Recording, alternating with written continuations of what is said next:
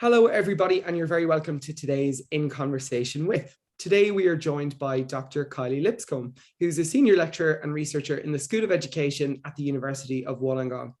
She is an associate academic director of educational leadership and leads the design and delivery of Masters in Educational Leadership. Kylie is currently the lead academic for the New South Wales Department of Education School Leadership Institute Aspiring Principals Leadership Programme. Kylie is also the co-lead for the New South Wales Department of Education Middle Leadership Development Programme.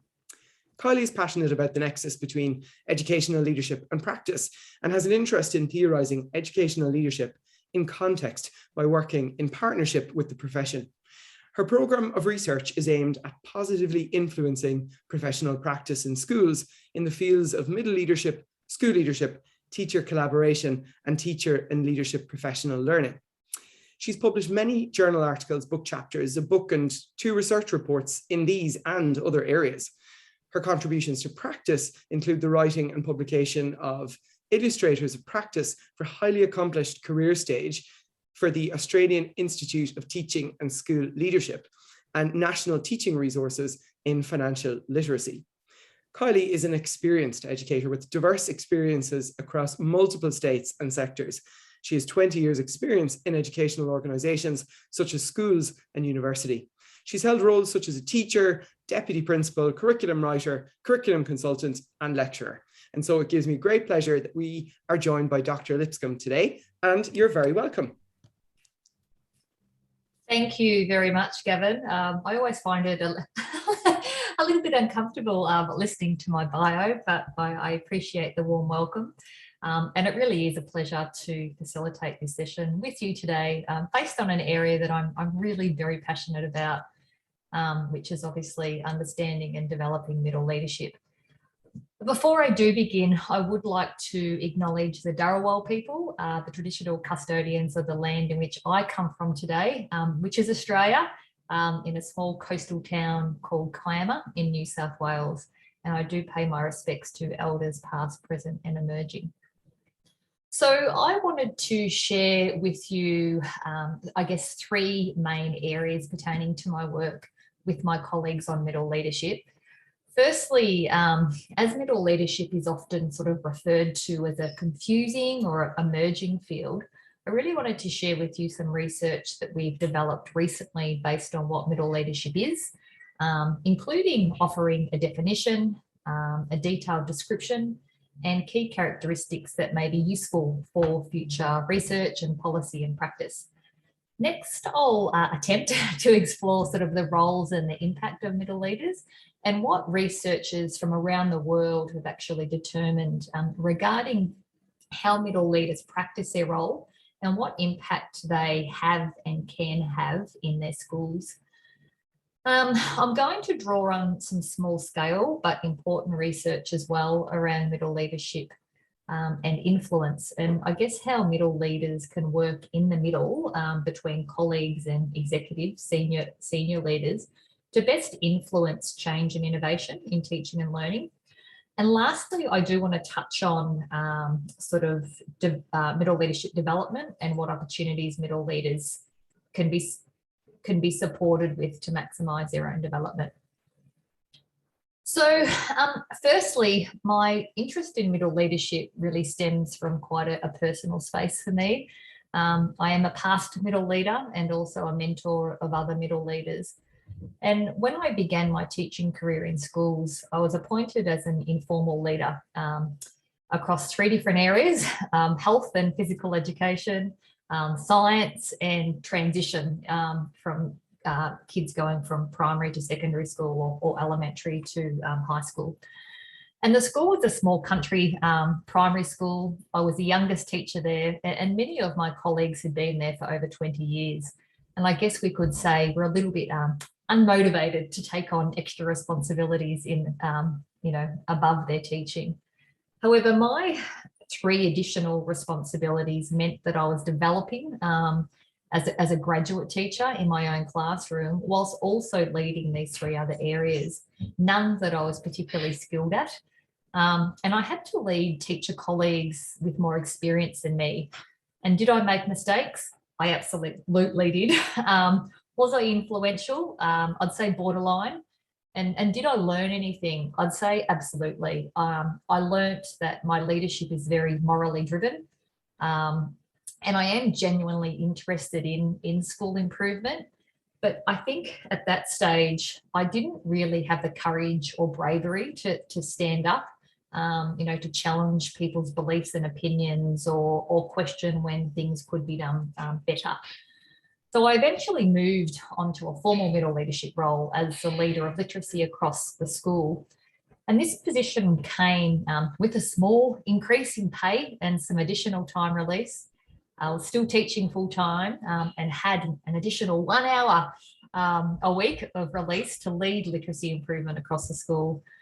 And I found the formal position, I guess, gave me a bit of street credibility. I was now not just an informal leader, but a formal leader. And I also had a mentor who was an executive staff member, and she was an enormous support to my leadership, but also my development of pedagogical knowledge and literacy. And I loved the work, and I'd say I was pretty well liked by my colleagues, but I really sacrificed so much in that role as I was trying to sort of be an excellent teacher while also trying to build an excellent literacy program across the school. And even though I only had that sort of 1 hour a week and a very small pay increase, I think it was like $7 a week in my pay packet, I always felt that this sort of additional remuneration meant that I should do all the work. So I spent, copious amounts every night, every morning, all weekends, working by myself on literacy improvement. And I guess I learned in that space that doing the work for others doesn't necessarily lead to best practice in school improvement. And I also learned that burnout, is a real thing. My commitment didn't go unnoticed though, and I was eventually appointed into a system leadership position. So taken out of a school, and my role was leading literacy across 181 schools. And the reason I share that particular role with you, and that was probably 12 years ago now, is because that was also a middle leadership role. So whilst I wasn't specifically in the school, I was working in the middle between schools and also the executive staff. And whilst it's not a school-based middle leadership role, there were still many things I learned about myself and my practice. I learnt the politics of schooling and how political it can be. I learnt the power of collaborative teams and how important they are to improvement. And I guess I learned about the importance of relationships and trust as really the frontier of leading change. So, however, my work, I guess, on middle leadership is not only personal and based on my own practices. I've also worked sort of over the past 5 to 7 years or so on trying to better understand middle leadership, both internationally and nationally in research. And I want to share with you some of that research and I guess the implications of that research with you today. And I'm going to draw on 3 specific studies. One is a recent school middle leadership systematic literature review that I completed with my colleagues Sharon Tyndall-Ford and Jodie Lamana. And that was just published at the start of this year. It's published in the #1 educational leadership journal. And it was a really great study because it allowed us to identify all the empirical research studies in school middle leadership specifically. We identified only 35 studies that fit our criteria. They had to be based on school middle leadership as the primary focus. But those 35 studies span 20 years of research in 14 different countries. So I'm going to share some of those findings with you today. The second one is a small-scale study that I completed with my colleague Sharon Tyndall-Ford again and Professor Peter Grutenbauer, who's also an Australian researcher in middle leadership. And we looked specifically at the relationship between middle leaders and influence. And I'll share some of that work today because it's really quite fascinating how being in the middle can both be supportive and challenging to how you actually influence. And influence as a teacher and as a principal is quite different to influence as a middle leader. So I'll unpack that today as well. And the last one I'm just going to touch on is a report that we just did for the New South Wales Department of Education, which was a formal middle leadership study. It's our understanding it's the largest middle leadership research in the world at the moment. We worked with 2,600 middle leaders to understand their roles and responsibilities and their impact and their professional development needs. Now, that's only just been released in the public, so I'm only just going to share some of the demographic data with you on that as well, but watch out for some of the findings in that report because there's some very interesting stuff in there as well. So I guess the first question is, what is middle leadership? And from our work, there sort of seems to be two main schools of thought associated with the term middle leadership when we think about middle leaders in schools. Andy Hargraves and Dennis Shirley, who are well renowned for their work entitled Leading from the Middle, define middle leadership as leaders across schools and authorities collaborating to sort of drive change. And their definition is not based on positionality and doesn't refer specifically to educators in schools. In fact, you could actually argue that a principal is a middle leader here as they work between the school and the system in which they are situated to drive change. Now, the other school of thought is more aligned to my work, and that's based on school middle leadership. So educators who are sort of the middle tier or the middle level leader in their school. Their role is usually positional and formal, and it's a function or a responsibility. So terms such as subject leader, heads of faculty, heads of department, coordinators, in some systems, assistant principals can be classified as middle leaders, coaches, there's a whole different range of positions, and I'll get to that shortly. So if we take the second school of thought, and look at the research in this space, like all educational research, there are some tensions in definition, and this is what we found from our systematic literature review. So, for example, does a school middle leader have to be a teacher as well as a leader? Because we actually found that most research studies in school middle leadership use the definition of teacher with additional formal leadership responsibilities. And if this was the case, it would really rule out people like instructional coaches, for example, who don't necessarily have a classroom that they're responsible for, but they are responsible for building teacher capacity and coaching teachers. They're not a teacher, they have formal leadership roles, but they're not a senior leader, so they're in the middle. So that's one of the tensions in definitions that we've often found. The other one is around the formal notion of middle leaders. Do they always have to have a formal leadership position, where there's some type of remuneration, I guess, in terms of pay or time? Or can it be informal leadership, which is often referred to as teacher leadership? So that's sort of two main tensions that we explored within the 35 studies that we looked at in the systematic literature review. And what we then tried to do, I guess, is to explore all of that research and help provide clarity in the distinction, first of all, between middle leadership and teacher leadership, but also to help elevate middle leadership sort of to this definitive concept that can be used in research, policy development and practice. So we positioned in this paper that middle leadership in schools are really educators who are formally appointed. So there's a formal leadership responsibility with accountabilities that they're responsible for because their formal leadership role comes with key accountabilities. They operate between senior leaders and teachers. So they're not a senior leader, but they're not a teacher as well, or a full-time classroom teacher. And they lead in order to positively impact teaching and student learning. So whatever their role is, even if it's pastoral or wellbeing or administration, they're still, like all of us, all educators in schools, there for the core business of the school, which is teaching and learning. We also expanded this definition to a description, I guess, to really elevate some of the leading practices. So, that middle leaders and policymakers and researchers can sort of unpack this a bit more.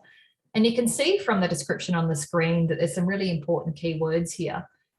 Firstly, that middle leaders, do have a level of accountability. There is a formality to their role. The focus for middle leaders is based on the core business of schools, teaching and learning. And I guess that middle leaders importantly require support from senior leaders, and they work best in positive and trusting relationships with others. And there's been a lot of work around that space, around the relational leading practices that are so critical to middle leaders. And these relationships with others, especially teachers, work best when middle leaders can sort of build the collective agency and efficacy of those that they work with. And I'll talk a bit more about that when I get to the influence. So from this definition and description, we then identified sort of 5 key characteristics of effective middle leadership. And we think that these are particularly useful for schools and school systems when they're developing role descriptions, for example, or criteria for jobs. They're useful for policy development, thinking about policy development around middle leadership, and also different associations and organisations that are developing professional learning for middle leaders.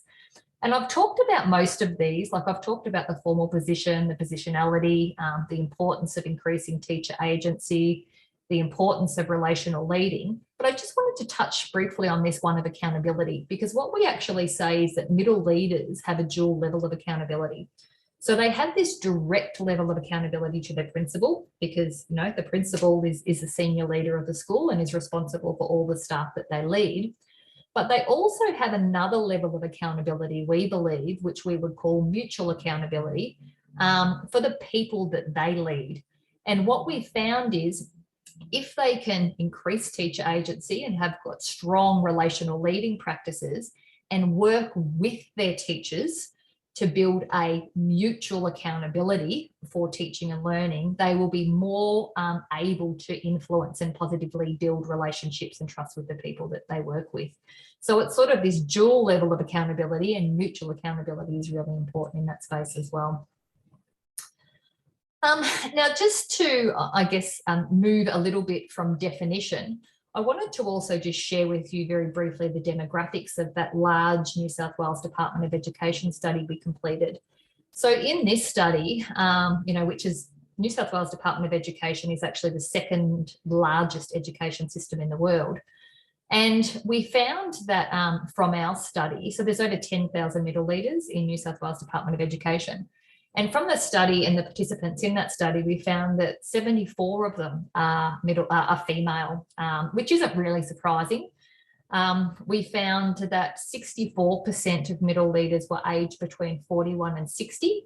So there were more, we could make the assumption, more experienced teachers than inexperienced teachers, noting though that some of these teachers may be mature age teachers and still beginning teachers. We found that 92% had 10 years teaching experience or more, but they had less leadership experience. So there's no major surprises there, but I thought it was just interesting to share that with you, knowing that the audience is quite global, and it would be interesting to think about whether some of these demographics are similar in different contexts, because it has some, considerations when we're thinking about middle leadership. How many middle leaders have very limited leadership experience, for example. One of the things we know is that many middle leaders are actually recruited because they're good quality teachers. They've been in the classroom for a long period of time, they've crafted their teaching, and then they've been appointed to a middle leadership role, but don't have the leadership experience to lead others. And so they have to sort of move from this subculture of being a teacher and educator to then leading the people that they used to work alongside. And that's a really, really tricky space. So now, we've spoken about who middle leaders are. Let's have a bit of a chat more about the roles and the responsibilities of middle leaders. So our systematic review findings were really interesting in this space. One of the most cited papers on middle leadership is actually from Bennett and colleagues all the way back in 2007. And it's probably, as I said, one of the most cited papers in middle leadership, but it focused exclusively on subject leaders in secondary schools, because that was a very large positional space in middle leadership, 20 or so years ago. But what we found interesting from 2007 to 2020, that the positions of middle leaders has expanded significantly. So you can see here now from the studies that I've got on the screen middle leadership research is examining, subject head leaders, coordinators, heads of department, curriculum coordinators, pastoral leaders, pedagogical coaches, team leaders, directors of learning.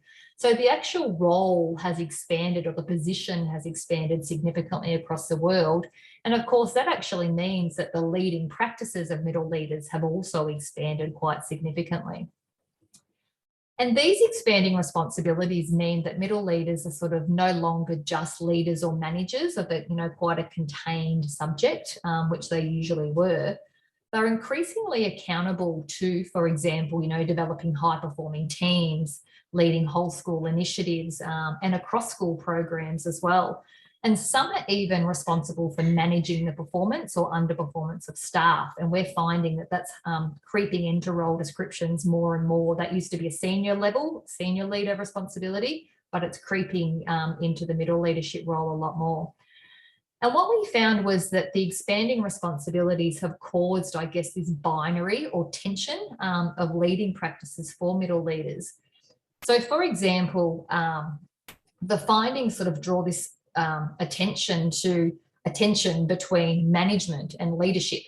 So the reviewed research indicated that middle leaders now typically engage in an array of managerial responsibilities, such as managing budgets and timetables and reporting, but also leading practices such as mentoring and facilitating professional learning development.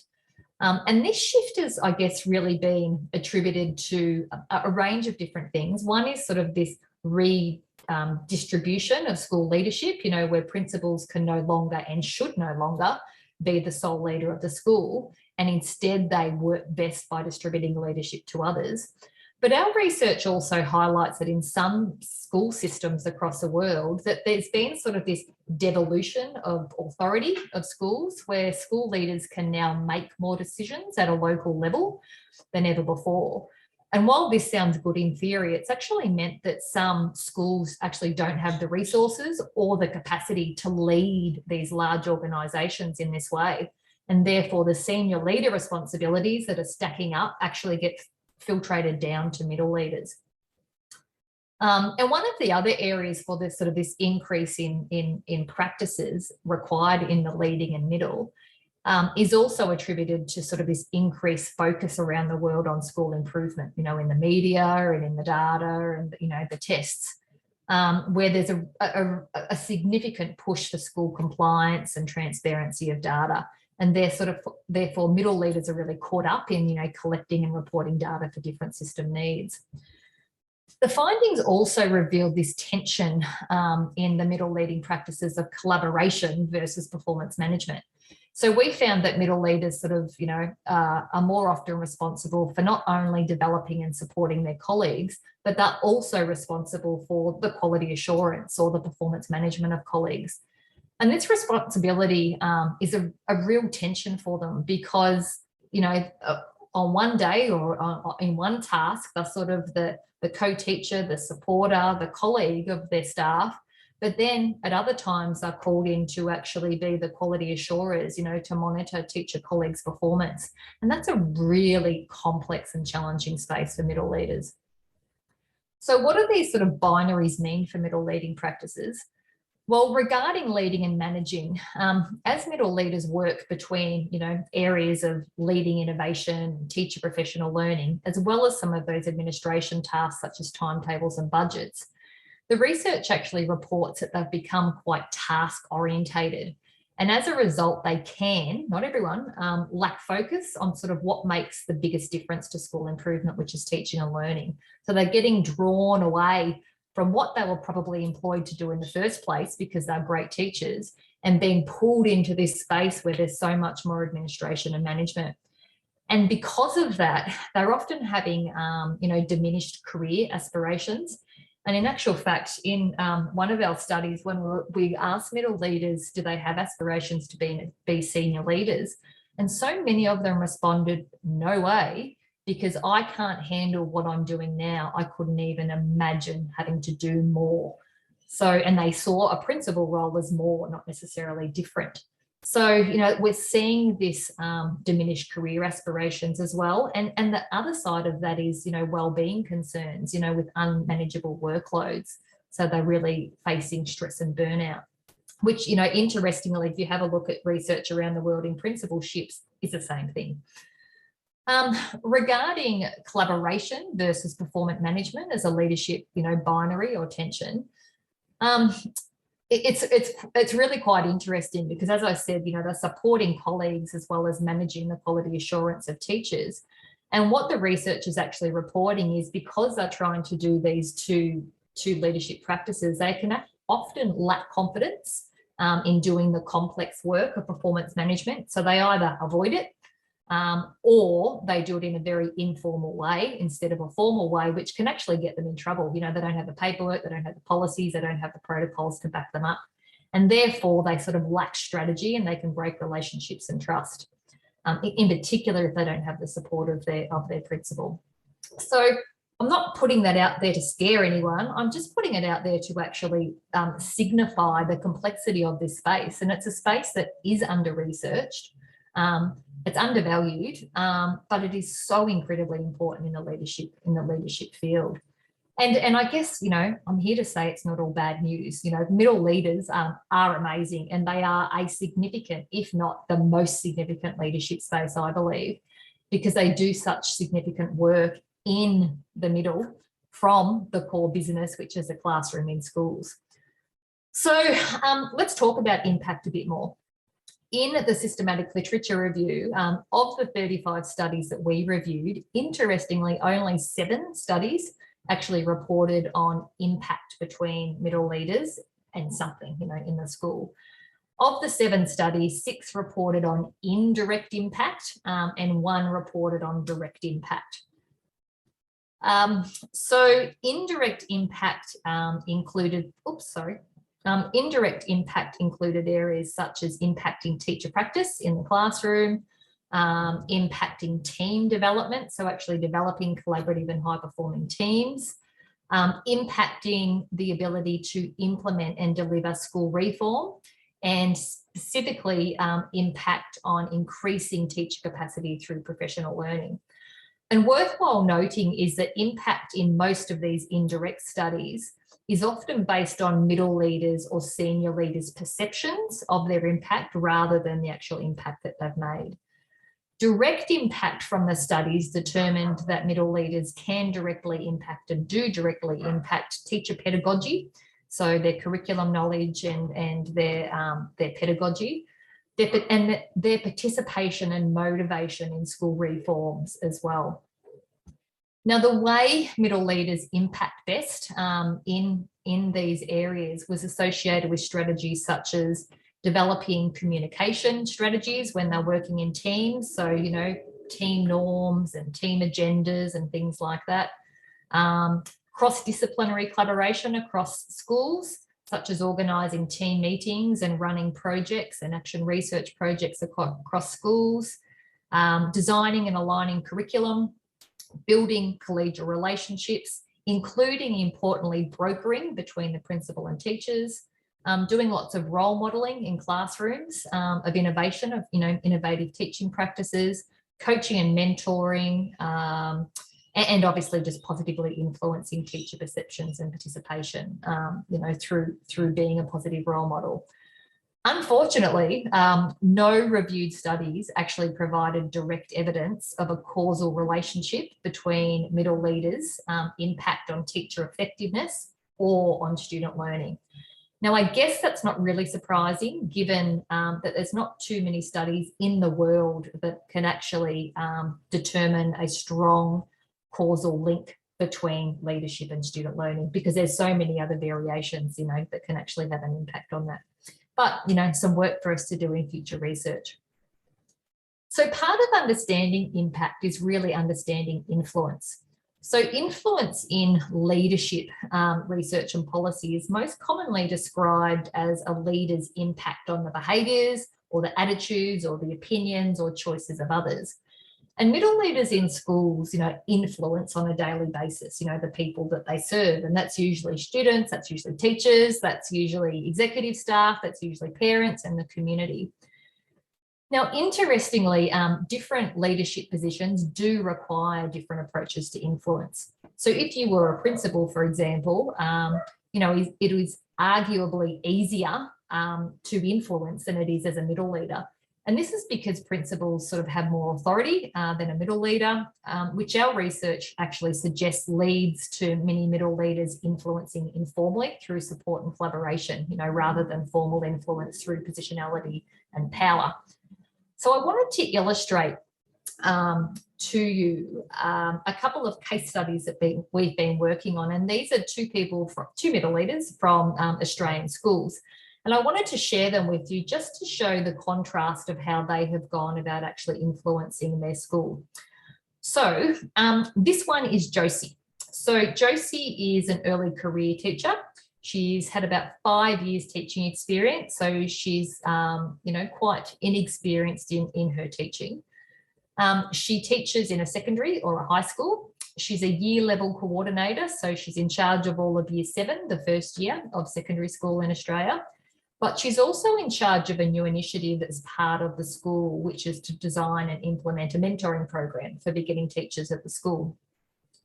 And while she's a middle leader, she's not part of the executive team. So the executive team, made up of senior leaders, meets regularly and sets the direction of the school. The middle leadership at the school isn't part of that. They're a separate leadership entity.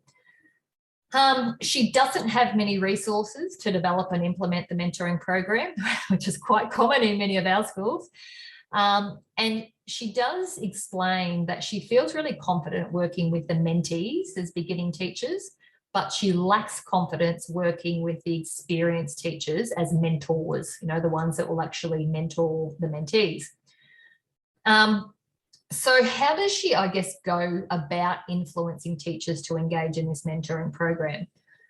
Firstly, Josie engaged with a member of the executive staff to be her mentor. So she actually approached this person who she trusted, was part of the executive staff.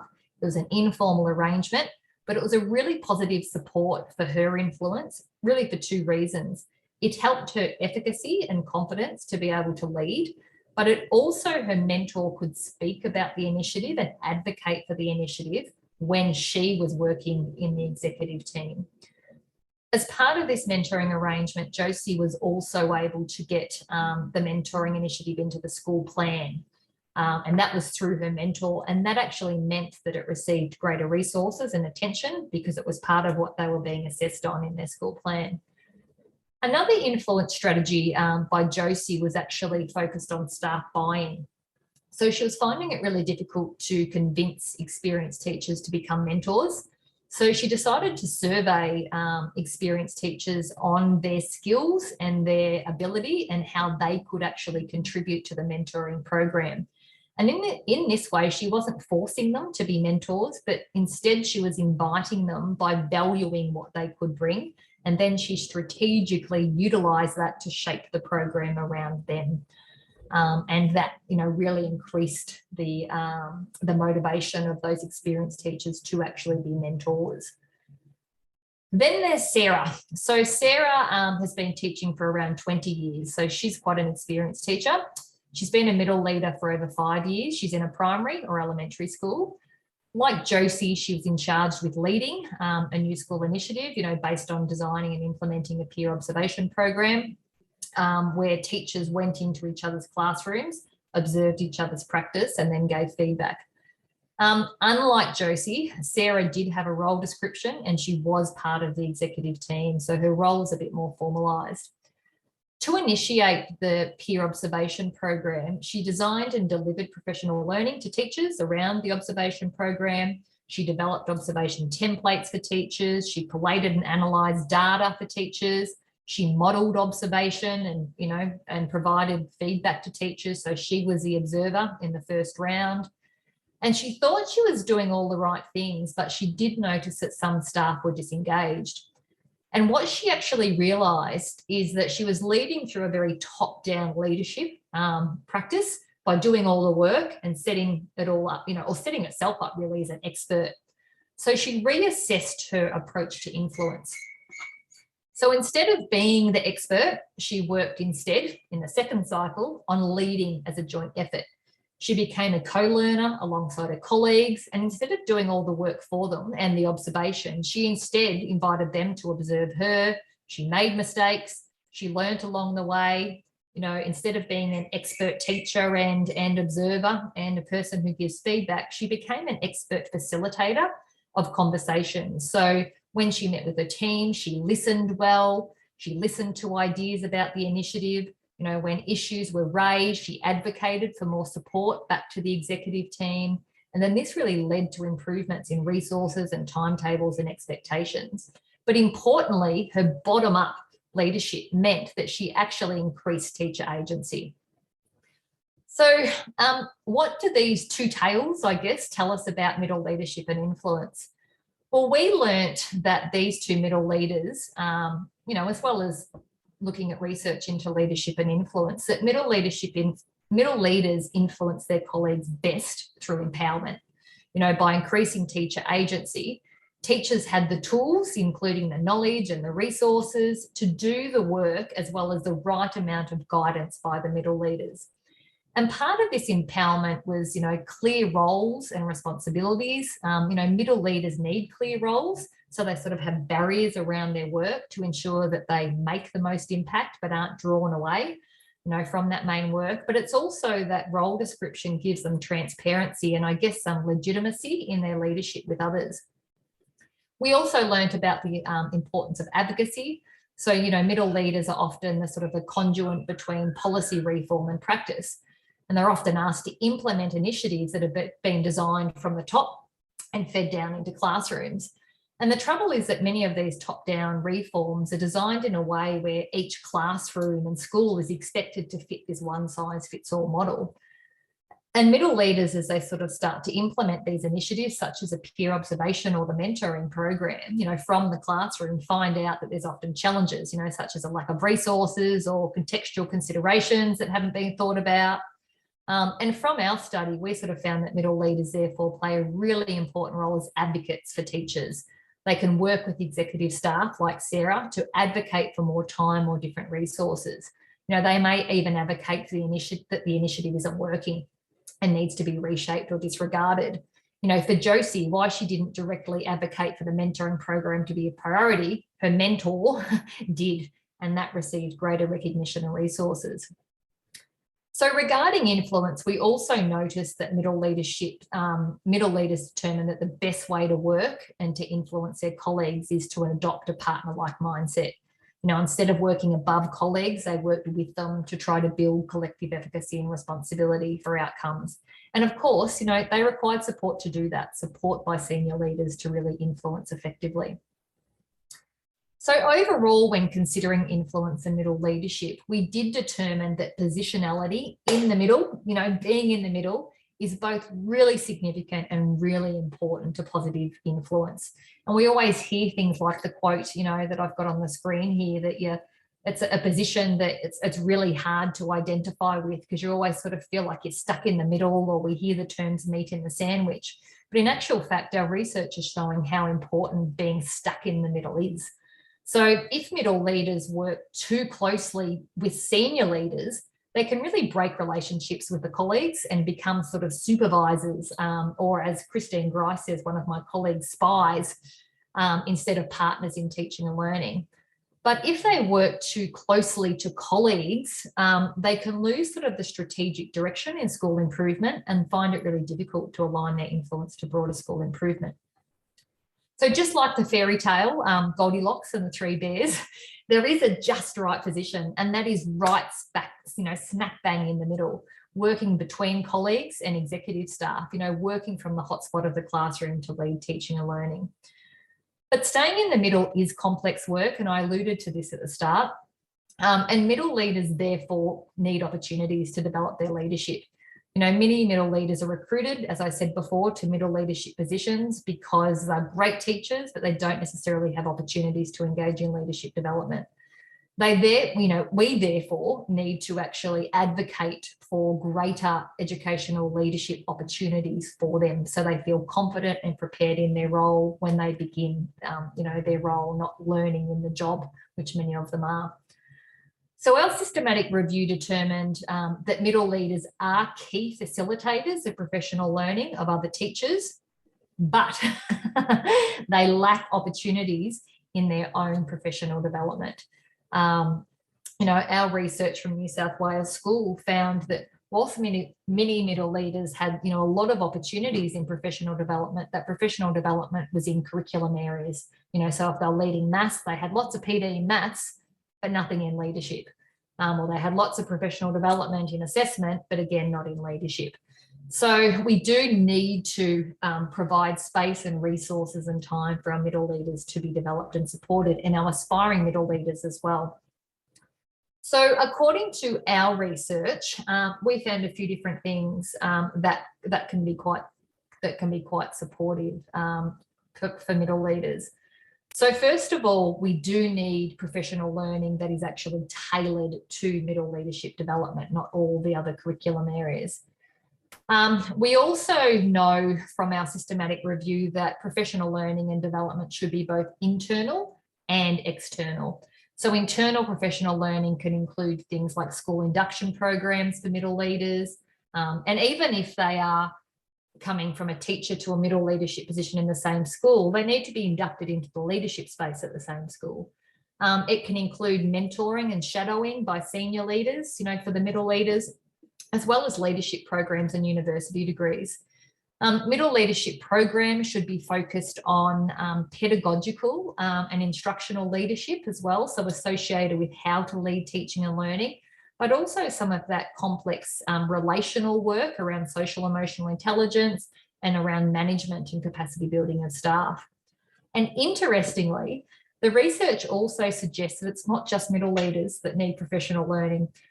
It's actually the principals or the senior leaders that also need to engage in their own professional learning on how best to support middle leaders in their schools.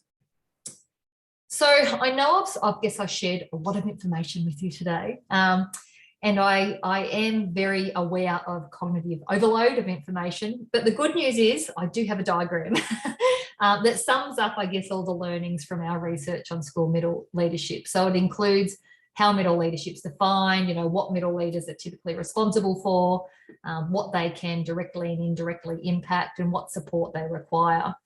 Importantly, the diagram is situated in a rectangle or a square, depending on how you look at it, I guess, with the words context, position, system, and site in there. And this is because we argue that in research and practice, middle leadership is best understood as a social construct. It varies according to context and those who experience it. And therefore, the conditions in which middle leaders work, I guess, changes from site to site. So it's really important to understand what works for them in their context. So that's it from me. I am an academic that values feedback, and I value collaboration and story sharing. So please do reach out. I do learn best by working with others. So I've put on there my Twitter and my email and my LinkedIn, as well as my scholarly profile where you can access my research. But please feel free to reach out. I'd love to hear from you. Kylie, thanks so much. I mean, wow, there's so much there to take. But what I will say is, in a space where it can often be difficult to land upon research that you're looking for across definitions, role and impact, influence, or developmental needs, that was just a brilliant exposition of the best bits, if you like. And I also really like the way you reflected at the very beginning about your own personal journey and how that's influenced where you are now. So I suppose, given the very systematic and expansive program of research you've engaged in, what surprised you the most about where you started from to where you've ended up now in terms of the knowledge you've gleaned over time? Yeah, look, I think a couple of surprises for me is, one, how slow we have been across the world in acknowledging and supporting middle leaders. In New South Wales alone, and I would say this is accurate for most systems, middle leadership is actually the largest formal leadership space. So if you think about in most schools, there are more middle leaders than there are senior leaders. So it actually is, one of the largest formal leadership spaces that it's got very, very little attention. So I think I was surprised when I reflect on my own practices 20 years ago to then doing research that takes me through to 2020, and we're still sort of arguing for the same thing. I guess the good news that I'm actually seeing now, in particular, I know in Australia, but I mean, obviously speaking to you, speaking to some people in Scotland as well, and the UK, you know, middle leadership is getting attention, and it is getting attention. One is a way to actually value the space and understand the space more, provide support in that space, but also to give middle leaders, I think, a space that they can network and connect with other middle leaders, which, you know, we often hear them say that's a very isolating role. So, you know, they can be quite isolated from their colleagues in particular as they move into some of those performance management spaces. Yeah. So it was a surprise when we were doing that systematic literature review, but even in the last year since we did that, we are noticing a significant uptake, which I think is fantastic. I guess one of the other surprises, which it really shouldn't be a surprise, is the lack of research into the direct impact of middle leaders. Because if you open up any study, it, you know, talks about middle leaders being significant influences to teaching and learning because they work from the classroom outwards, but we don't actually have the data to necessarily support that. One of the things my colleague and I have been working on is actually a small scale study on trying to work through the relationship between middle leadership, teacher practice and student learning, and trying to understand the leading practices, the teaching practices and the learning practices, you know, of that relationship. So I think that's really important work for the future as well. Yeah. One of the other things you talked a lot about were these tensions that are woven through the whole experience of being a middle leader. And one of the things I've often come across before when I've looked at the principalship is this tension between role and identity.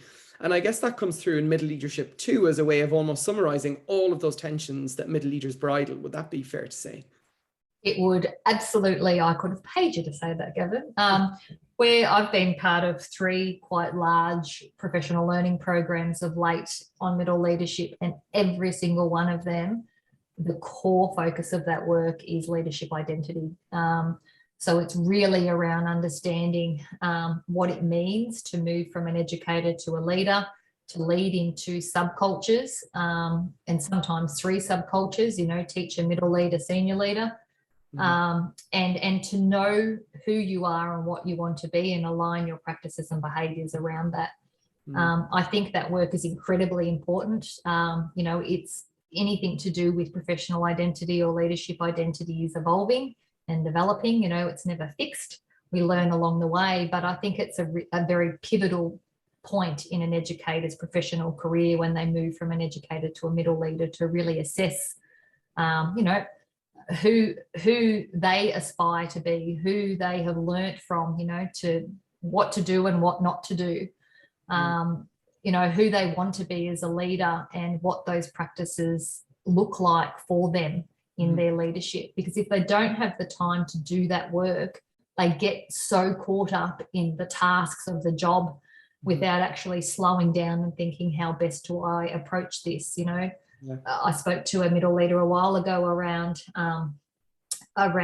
influence and relational practices, and she said trust is her absolute core to her leadership practice. But there's been times where her principal has asked her to do things where she's been asked, you know, where she's had to break trust. You know, her colleagues have said something and she has to share that back to the principal. So, you know, we've been working really hard in that space to say, why do you have to do that? You know, you actually have, you can actually say to your principal that, you know, my practice is based around relational trust and I know how important that is. So, you know, I'm happy to do this task, but I need to do it this way without breaking the trust of my colleagues. So all of that feeds into identity. Knowing who you are and who you want to become. And some of what you've just been referring to there about the breaking of trust and probably connects to what you talked about at the start, which I thought was the emotional complexity that goes with being a middle leader, whereby you have the courage and bravery to challenge opinions. And that might include some of the more senior leaders when you're a middle leader, I guess, from the story you're just saying there. Absolutely. One of the Josie and Sarah, who I was talking about before, they had to challenge senior leaders, but that, I think it depends on your experience, in the school, how you're perceived in the school, your own confidence and courage, and your own strategy. We've done a little bit of work around how you influence up to senior leaders, and it looks different to how you influence down or how you influence across.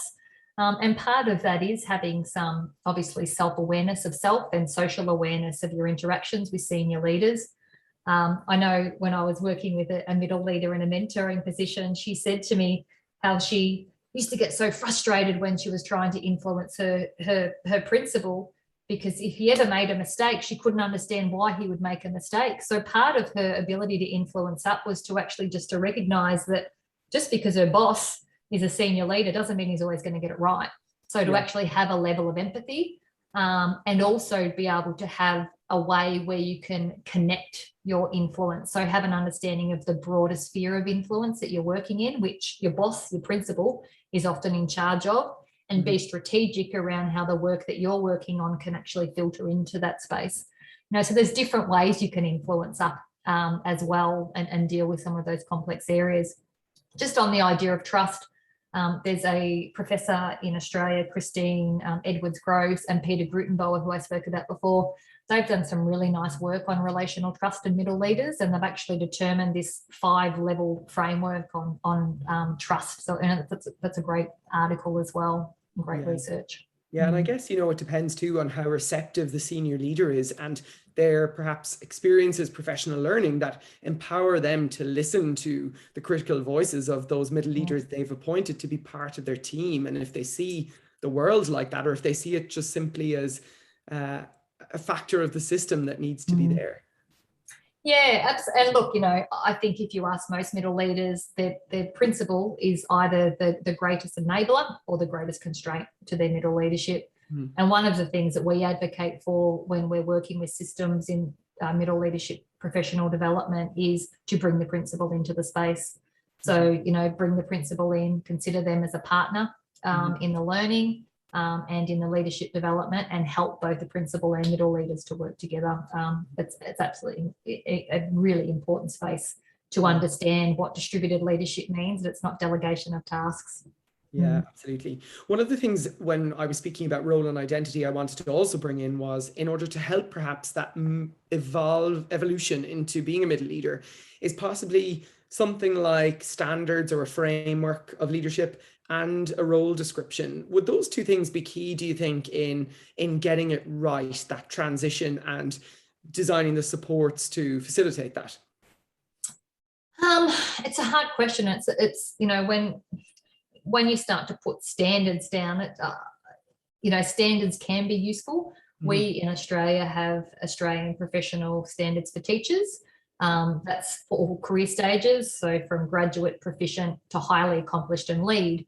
And middle leaders are sort of in that highly accomplished and lead space. And then we have the standard for principal. And interestingly, the standard for principal has got a lot of leading practices that actually middle leaders, enact, that the highly accomplished and lead don't have. So the reason I'm sharing that with you is while standards can be useful, they can also be a constraint. And I guess one of the things we have to be mindful of is the purpose of using the standards, if it's for accountability or performance, or whether it's for development and support, is a really important question. But role description, I believe, is absolutely key. One of the recommendations we made to the New South Wales Department of Education from that study was that the system develops a role description for middle leaders, because it is non-existent for 10,000 middle leaders at the moment. But it's quite, when you do a system role description, it's genetic, and we know that there's such diversity with middle leaders.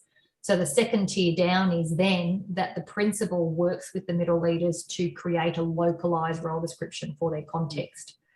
Using that system. So that's a way to recognise, I guess, that there's some type of framework that, can provide middle leaders with a boundary.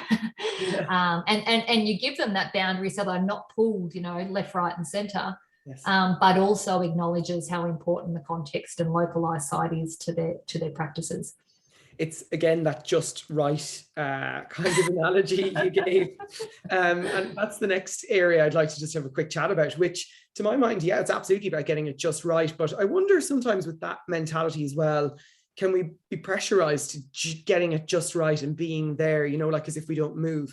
There are times, I guess, as a middle leader where you move in proximity closer to your senior leader or closer to your teaching colleagues. And that makes for a healthy ecology of professionals in educational settings. Is that?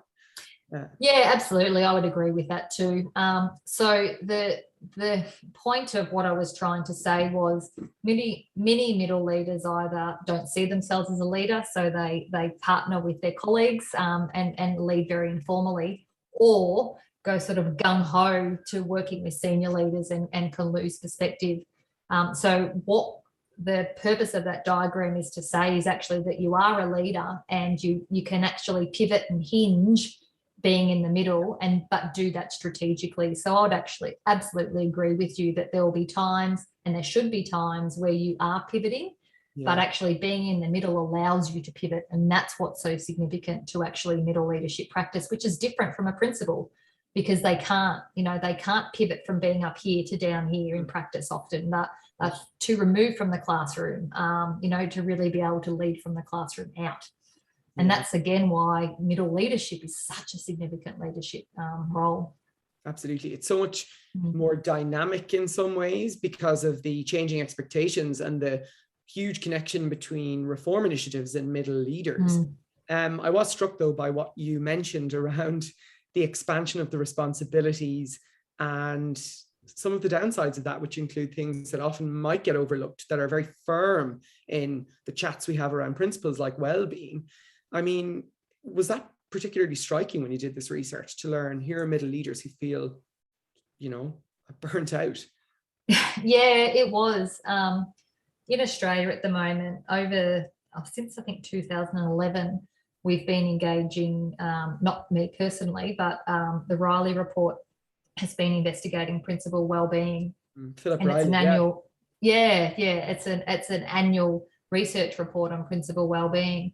The New South Wales Department of Education also commissioned a very large study, I think in 2017, on principal workload and time. And all of those studies, if you read the reports, are all around concerns for principal wellbeing and workload.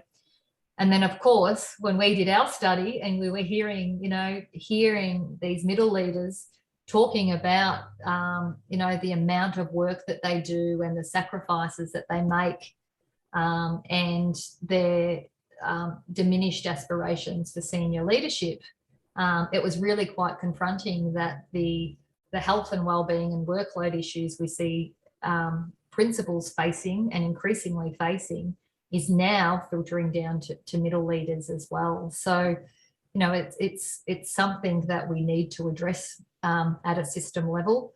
Part of that is actually trying to reduce the administration burden and get the right time and support for both principals and middle leaders to actually do the work that makes the greatest difference. Yeah, we talked about mutual accountability. It's probably also about having intelligent accountability and not burdening. Absolutely. People. Yeah. And part of that is going back to your point before around sort of that social emotional intelligence. I mean, part of time management is managing your own time as well, having the discipline to be able to switch off, to say no, to find, what some people would say is the third space, all of those type of things, is incredibly important. To have that self-awareness of self is an important skill as a leader too, I think. Yeah. I have just one or two more questions, Kylie, to take it full circle, if that's okay. And I mentioned there the expanding responsibilities, and I wondered if there's any surfacing evidence around the kinds of responsibilities middle leaders shouldered during the wildness that was COVID-19 and the lockdowns, the move to digital approaches pedagogically, but also probably assessment. I'm seeing in my reading of the literature is another thing. Is there anything coming out in your reading of the literature around middle leaders, their responsibilities as a result of COVID? I don't know of any studies that I've been involved in. I do know, however, of some colleagues of mine, Peter Grutenbauer, Christine Edward Groves and Sharon Tyndall Ford, who are engaged in a very large Australian Research Council study at the moment in middle leadership. So they've been collecting data during COVID of middle leaders. And I suspect there will be some very interesting findings in that space informally through the work that I do with middle leaders. So it's not research, it's really anecdotal. Absolutely. I think, one of not surprising, but I guess very challenging practices for middle leaders is they've spent a lot of time building collaborative teams and really engaging in strategic leadership in their schools, and all of that just had to stop once they went into remote learning situations, and their leadership practice changed from being quite strategic to actually having a duty of care for their staff. And, that was a significant shift for many of them, just looking out for their staff. Another anecdote which really highlights the challenges for middle leaders is just one particular middle leader that I was working with who shared the challenges she faced with dealing with the health regulations and her staff's anxiety, and of course then the parental pressures. And she was smack bang in the middle of dealing with all of that.